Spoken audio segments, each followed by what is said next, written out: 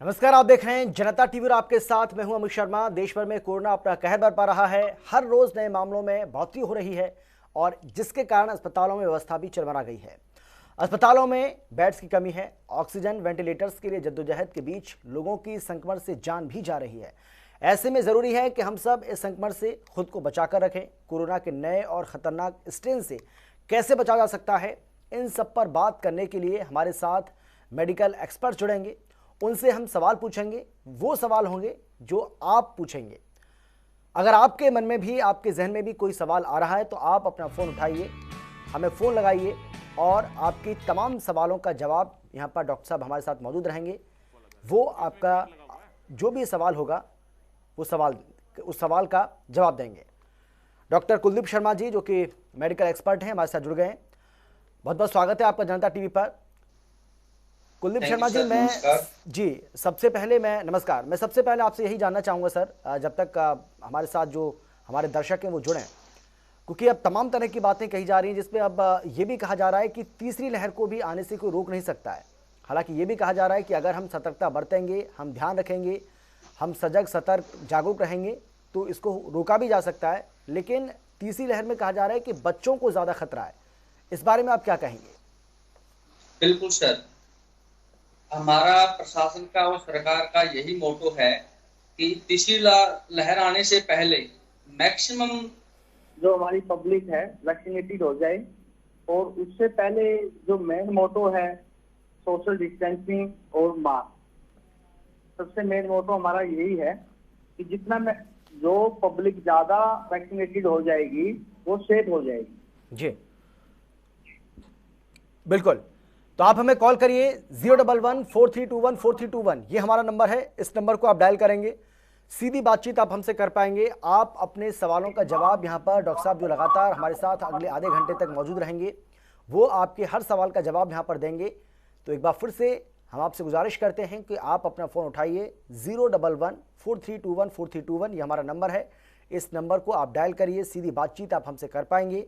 और आपके जहन में भी अगर कोरोना वायरस को लेकर किसी इससे जुड़ी कोई भी ऐसी दिक्कत आपको लगता है कि कोई भी सवाल आपके मन में ऐसा आ रहा है कि आपको उसका जवाब तो चाहिए लेकिन जवाब उसका आपको मिल नहीं पा रहा है, तो उसका जवाब देने के लिए यहाँ पर डॉक्टर कुलदीप शर्मा जी हमारे साथ जुड़ गए हैं। आपके हर सवाल का वो जवाब देंगे और उम्मीद है हमें कि आप भी उन जवाबों से संतुष्ट होंगे। हमारे साथ आज के हमारे पहले दर्शक बनी राम जी जुड़ गए हैं। बनी राम जी, कहाँ से आप बोल रहे हैं और क्या सवाल है आपका, क्या पूछना चाहते हैं आप, पूछिए।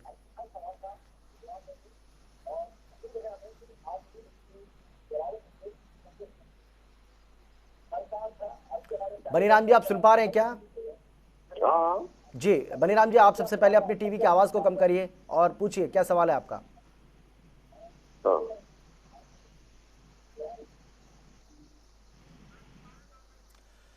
नांगल से राजकुमार हमारे साथ जुड़ गए। राजकुमार जी, आपका क्या सवाल है? सर जी नमस्कार। जी नमस्कार। हाँ डॉक्टर साहब, मेरे को ना तो बुखार खांसी है ना जुकाम है, लेकिन एलर्जी से रहती है। एलर्जी से वो अपने आप ठीक हो जाती है, तो मुझे टेस्ट कराना चाहिए कोविड का? नहीं, कोविड का सैंपल देना चाहिए बिल्कुल आपको जी। देखिए, आज के जो इस वेव में है ना, एसिम्प्टोमेटिक पेशेंट बहुत ज्यादा है। हो सकते हैं आप कोविड पॉजिटिव हो, सैंपल दीजिए और कोविड के जो प्रोटोकॉल है उसके अनुसार अपना ट्रीटमेंट स्टार्ट कीजिए। जी चलिए राजकुमार जी, उम्मीद करते हैं कि आपके सवाल का जवाब आपको मिल गया होगा। अशोक हमारे साथ हैं। अशोक जी, आप कहाँ से बोल रहे हैं और क्या सवाल है आपका, पूछिए। मैं माला से बोल रहा हूँ। जी बोलिए। मैं ये पूछना चाहता हूँ कि जो हरियाणा के हेल्थ मिनिस्टर है उन्होंने अभी तक यहाँ पे सैनिटाइजिंग क्यों नहीं करवाई, जबकि इतना पैसा इकट्ठा होकर आ रहा है, लोग दे रहे हैं, डोनेशन दे रहे हैं, तो वो क्यों नहीं करवाते हैं? पिछली बार भी सारा पैसा पता नहीं कहाँ चला गया, इस बार भी सारा पैसा पता नहीं कहाँ चला गया, लोग इतनी डोनेशन दे रहे हैं। तो ये सवाल डॉक्टर साहब के लिए थोड़ी है। डॉक्टर साहब से आपको कोई सवाल है तो आप पूछिए। आप कोरोना से संबंधित कोई सवाल अगर आपका है अशोक जी, तो वो आप डॉक्टर साहब से पूछ सकते हैं, वो उसका जवाब देंगे। चलिए, बहुत शुक्रिया आपका। त्रिशा हमारे साथ हैं फरीदाबाद से। त्रिशा जी, बहुत स्वागत है आपका जनता टीवी पर। क्या पूछना चाहती हैं आप, पूछिए। हेलो, मेरी बेटी है टीशा, उसको ना सीवियर माइग्रेन और साइनस की प्रॉब्लम है। इस टाइम भी उसे माइग्रेन पेन है, तो हम क्या उसको वैक्सीन लगवा सकते हैं? एज कितनी है उनकी जी? एज क्या है उनकी, उम्र क्या है जिनको उसकी वैक्सीन उम्र लगवानी है है? 19 साल। 19 साल। 19 साल। देखिए, मैं आपको यही कहना चाहूंगा कि अभी उनको अवॉइड कीजिए। जो आपके फैमिली डॉक्टर है ना, उनकी डिजीज की कितनी सीवियरिटी है फिलहाल, उनसे डिस्कस करके फिर आप वैक्सीन का एक्शन लीजिए। ठीक है, बहुत शुक्रिया आपका। मंगेराम हमारे साथ हैं हिसार से। मंगेराम जी, आपका क्या सवाल है, क्या पूछना चाहते हैं आपका, आप पूछिए। मेरा सवाल ये है जी कि मुझे CLL है और मेरी सांस भी फूलती है, क्या मेरे को वैक्सीनेशन लगवाना चाहिए?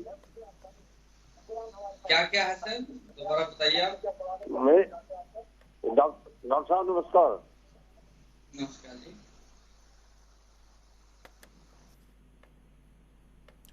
पूछिए पूछिए, अपना सवाल पूछिए आप, डॉक्टर साहब सुन रहे हैं आपको।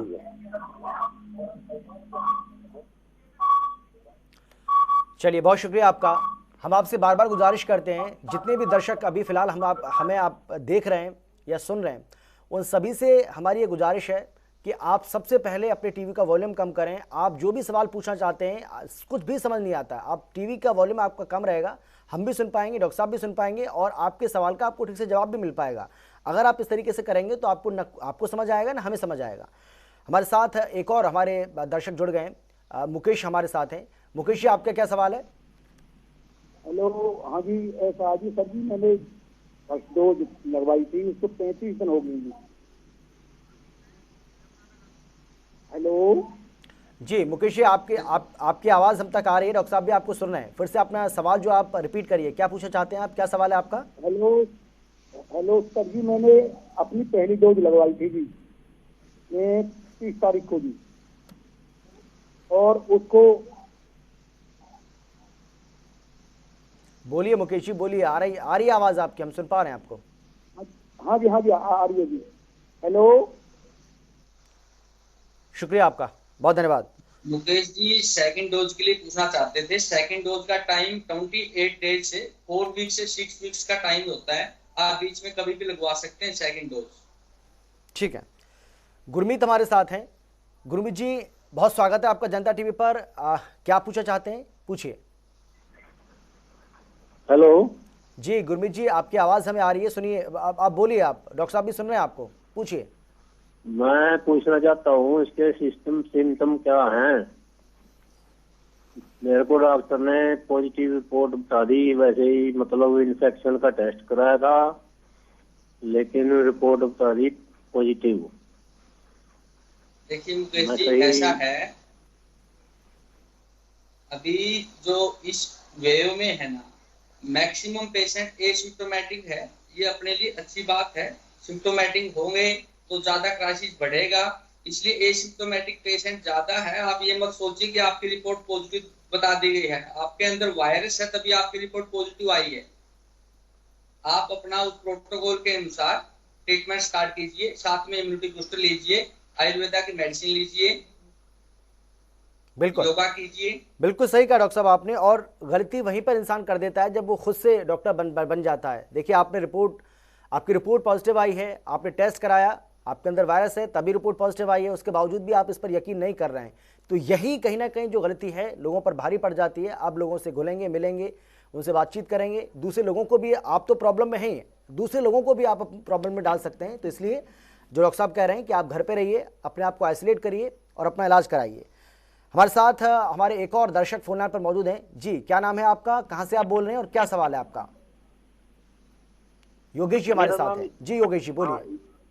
मेरी समस्या ये है जी, मैंने एक एलर्जी का टेस्ट करवाया हुआ है मेरा खुद का, तो उसमें मेरे को कुछ ड्रग्स से एलर्जी है, पहले खाने पीने की चीज से थी, वो तो खत्म हो गई थी। ड्रग एलर्जी है, सिप्रोफ्लोक्सासिन, निमोनिफ्लाइड, डाइक्लोफिनेक, इस टाइप से। तो मैं ये वैक्सीन लगा सकता हूँ या कुछ और सावधानी बरतनी चाहिए वैक्सीन लगवाते टाइम में? जी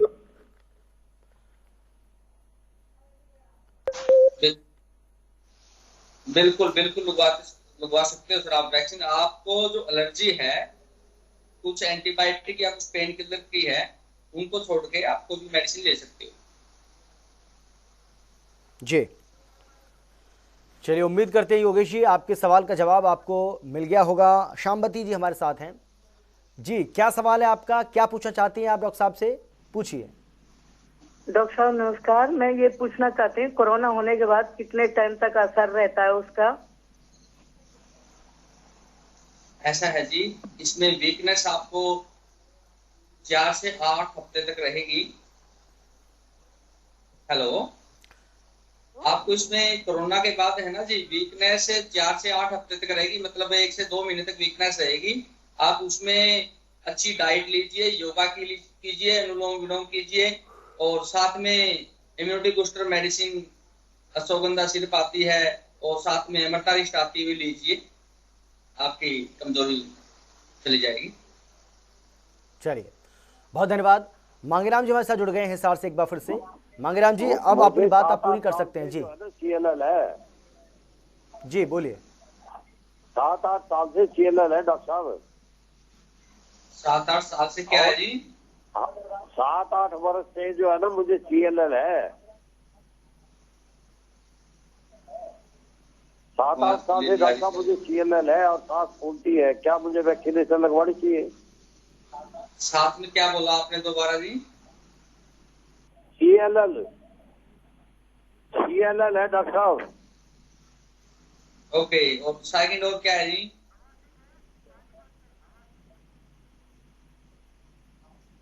हेलो डॉक्टर साहब, जो मैं सुन पा रहा हूँ, इनको सांस फूलने की भी दिक्कत है। उनका कहना है कि उनको सांस की भी प्रॉब्लम है, सांस भी फूलता है उनका। सांस फूलता है। हाँ, कोई दिक्कत नहीं है, लगवा सकते हो आप जी कोरोना वैक्सीन, कोई दिक्कत नहीं है उसमें।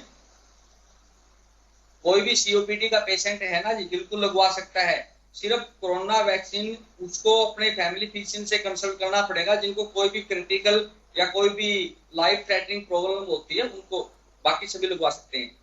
और सिर्फ गर्भवती महिलाएं और मदर जो फीड करवाती है 6 महीने तक, उनको छोड़ के बाकी सभी लगवा सकते हैं। जी बहुत शुक्रिया आपका मांगेराम जी। उम्मीद है कि आपके सवाल का भी आपको जवाब मिल गया होगा। हवा सिंह भी हमारे साथ जुड़ गए हैं। हवा सिंह जी पानीपत से। हवा सिंह जी, आपका क्या सवाल है, क्या पूछना चाहते हैं आप? डॉक्टर साहब से पूछिए। मैं ये पूछना चाहता था जी कि मेरे को 14 तारीख को मतलब बुखार आया था पिछले महीने की जी। उसके बाद में फिर मैंने कोरोना टेस्ट करा लिया 19 को। 19 के बाद फिर मेरी 25 को पॉजिटिव रिपोर्ट आ गई जी। मैं दवाई खाता रहा, अब मैं बिल्कुल ठीक हूँ वैसे तो, पर मेरे गोड्या में नीचे, गोड्डों से नीचे नीचे दर्द है पैरों में। ऐसा है जी, आप 19 तारीख को आपने टेस्ट करवाया है, 19 से लेकर 14 दिन तक आपको आइसोलेट रहना है, और मल्टीविटामिन और जो मल्टी मिनरल्स मेडिसिन है, इम्यूनिटी बूस्टर मेडिसिन है, वे आपको कम से कम 2 महीने तक खानी पड़ेगी। इसमें बाद में ये कॉम्प्लिकेशन आ रही है कि आजकल कोविड के पेशेंटों में वीकनेस की और साथ में ज्वाइंट पेन की।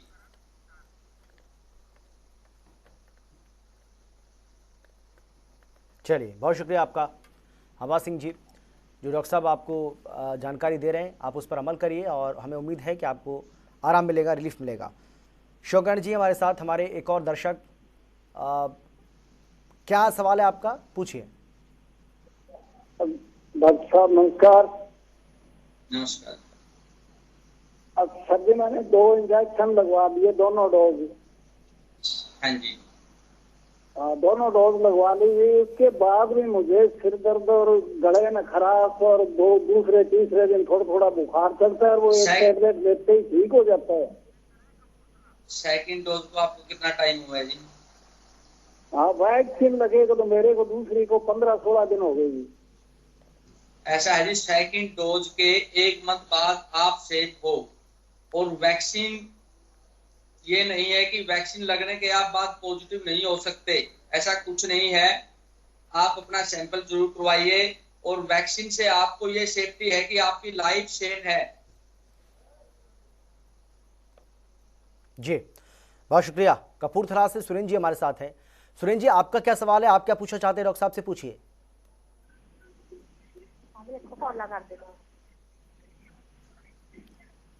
सुरेंद्र जी, आपकी आवाज हमें आ रही है, आप पूछिए। सुरेंद्र जी, आप सुन पा रहे हैं क्या? आवाज आ रही है आपको हमारी? चलिए, लगता है संपर्क हमारा नहीं हो पा रहा है। आप भी अगर कुछ पूछना चाहते हैं कोरोना वायरस से जुड़ी, इस बीमारी से जुड़ी, इस वायरस से जुड़ी कोई भी अगर सवाल आपके जहन में आ रहा है तो आप सवाल कर सकते हैं। नंबर एक बार फिर से आपको हम बता देते हैं, हालांकि नंबर आपकी टीवी स्क्रीन के ऊपर भी लगातार फ्लैश हो रहा है, वहां से देखने के बाद भी आप हमें कॉल कर सकते हैं। 011-4321-4321 ये हमारा नंबर है। इस नंबर को आप डायल करिए, सीधी बातचीत हमसे हो पाएगी।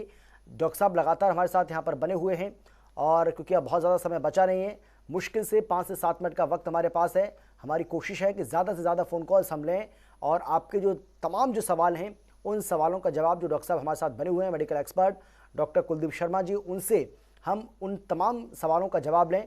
और इसीलिए आप अपना फ़ोन उठाइए और हमें कॉल करिए। डॉक्टर साहब, मैं एक और बात आपसे जानना चाहूँगा। बार बार ये कहा जा रहा है कि जो वायरस है वो ख़तरनाक है, वो बहुत ज़्यादा घातक है, ये तो बात सही है, लेकिन सवाल है कि कैसे इससे बचा जाए, क्योंकि आज WHO ने बिल्कुल साफ कर दिया है कि अगर आप ये सोच रहे हैं कि हम वैक्सीनेशन कर देंगे तो हमें इससे राहत मिल जाएगी, तो ये भी इसका कोई बहुत बड़ा उपाय नहीं है कि आपको लगता है कि आपने पूरी कंट्री को वैक्सीनेट कर दिया उसके बाद आपको वायरस नहीं हो सकता। देखिए अमित शर्मा जी, वायरस कोई भी हो, वायरस पर्सन टू पर्सन अपने को चेंज करता रहता है। कुछ टाइम के बाद अपना उसका RNA चेंज हो जाता है। उसके अंदर ये एक खूबी होती है, वो जितना चेंज करता जाएगा उतना स्ट्रॉन्ग होता जाता है। इसलिए हमें इसको प्रिकॉशन से ही बचना चाहिए जी। टोटली मास्क, सोशल डिस्टेंस और ज्यादा से ज्यादा पब्लिक को वैक्सीनेशन करवानी चाहिए। बिल्कुल। एक दर्शक हमारे साथ हैं, डॉक्टर साहब तरुण हमारे साथ हैं पानीपत से। तरुण जी, आप क्या कहना चाहेंगे, आपका क्या सवाल है? डॉक्टर साहब से मेरा सवाल ये था कि मेरी मासी जी हैं, उनको एपिलेप्सी की प्रॉब्लम है, तो उनको कोरोना वैक्सीन लेनी चाहिए या नहीं लेनी चाहिए? कितने साल से प्रॉब्लम है सर उनको? मेरा ये सवाल है कि हमारे रिलेशन में जो है वो उनको एपिलेप्सी की प्रॉब्लम है, तो उन्हें कोरोना वैक्सीन लेनी चाहिए या नहीं लेनी चाहिए? लास्ट 30 ईयर से बिल्कुल बिल्कुल ले सकते हैं जी। उनका ट्रीटमेंट आपको एपिलेप्सी का कंटिन्यू रखना पड़ेगा और लेटेस्ट उसको कोई सीजन नहीं आया हुआ होना चाहिए।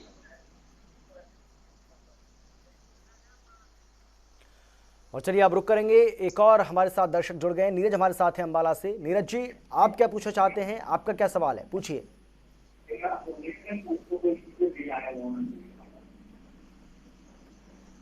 नीरज जी, क्या सवाल है आपका, पूछिए।